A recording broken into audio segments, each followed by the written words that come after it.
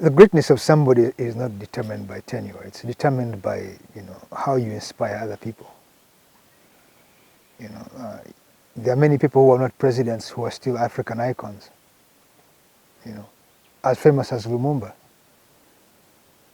Unfortunately, there are many people who did the same thing or who are good leaders who are forgotten now.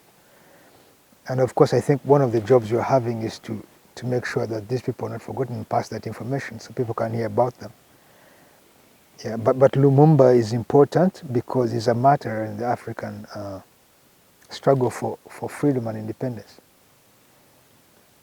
He had a vision to liberate Africa from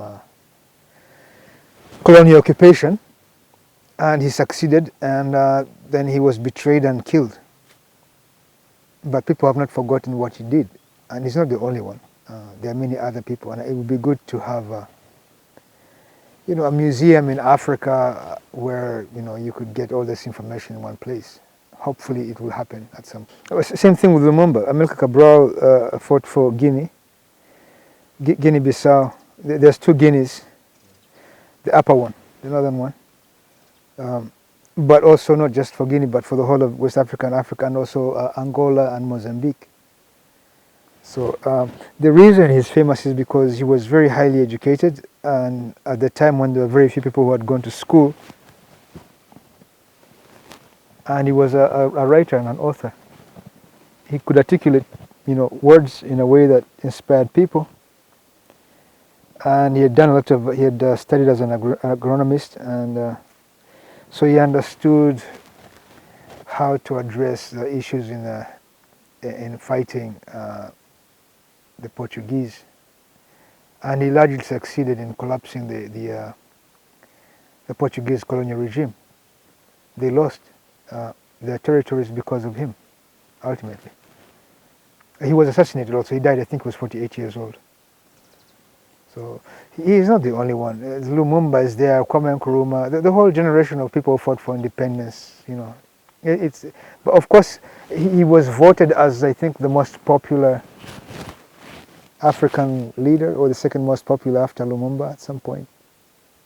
They have these polls done by BBC and other radios periodically over the years, and his name keeps coming up. But his entire generation of people who died in their 40s and 50s, in the 1970s and 80s and early 90s, they're all, there are very many. They're in the hundreds of thousands, and we need to document them and their lives here.